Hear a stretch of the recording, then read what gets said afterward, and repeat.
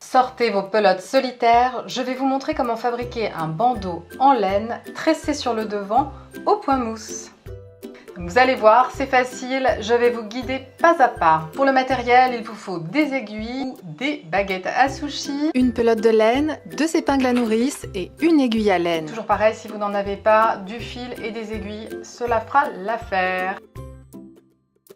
Alors, très important, il faut monter un nombre impair de mailles. Très important puisqu'on va séparer notre tricot en 3 parties, donc il faut aussi que ce soit un multiple de 3. Personnellement, j'ai opté pour 15 mailles. Allez, je vous montre comment faire. Petit rappel pour les débutants, vous vous placez à 70 cm du début de votre pelote et pour commencer à monter les mailles, vous enroulez votre laine autour de votre index et vous la placez sur votre baguette ou votre aiguille. Vous gardez bien le fil de votre pelote dans la main droite et les 70 cm réservés dans la main gauche. Pour la deuxième maille, même topo, vous formez votre boucle, puis de la main gauche, vous placez votre laine comme ceci et vous rabattez votre boucle.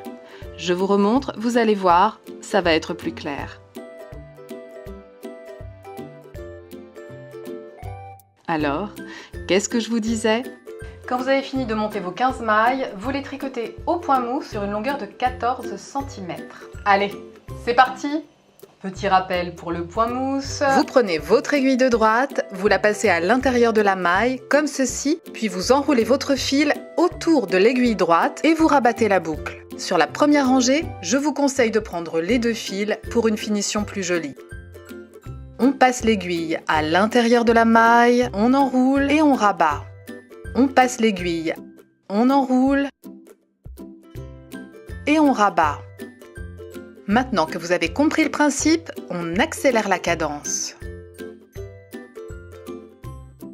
Quand vous avez atteint les 14 cm, vous mettez les 5 premières mailles en attente sur une épingle à nourrice. Les 5 suivantes, idem, en attente sur une deuxième épingle. J'étais pas chez moi, j'ai même utilisé des stylos, c'est vous dire qu'on fait comme on peut. Et enfin, les 5 dernières, on va commencer à les tricoter au point mousse. Donc là, vous tricotez juste cette bande-là, juste ces 5 mailles, jusqu'à ce que vous ayez atteint 14 cm. Donc quand vous avez fini, vous coupez votre fil, vous mettez votre première bande en attente, c'est-à-dire sur une épingle, et vous passez à la suivante. Quand vous avez terminé la deuxième bande, vous la mettez en attente et vous passez à la troisième. Quand vous avez terminé de tricoter vos 3 bandes, c'est très simple, vous les posez bien à plat, puis vous les entrelacez de sorte à former une tresse, exactement comme une natte pour les cheveux. Une fois votre tresse formée, vous replacez toutes les mailles sur une même aiguille et vous retricotez environ 14 cm au point mousse. Et là, vous allez me dire, tous les petits fils que j'ai coupés à chaque bande, qu'est-ce que j'en fais? Eh bien, vous faites comme ce que vous avez fait sur le premier rang, vous les prenez au passage et vous les tricotez avec. Ça vous permet de les cacher, d'où l'intérêt de ne pas les couper trop court. Le point mousse, il faut savoir que ça se détend pas mal, donc si vous avez besoin de moins que 14 cm,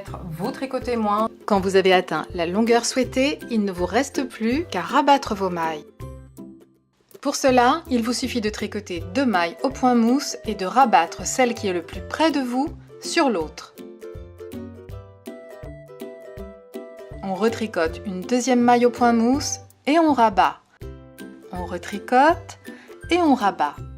Quand il ne vous reste plus qu'une maille, vous glissez le reste de votre laine dans la maille et vous terminez par un nœud. Enfin, il ne vous reste plus qu'à assembler les 2 extrémités de votre bandeau et de les coudre soit avec du simple fil, soit avec le fil de votre laine. Vous passez votre aiguille entre les mailles d'un côté et puis de l'autre, sans jamais passer par-dessus.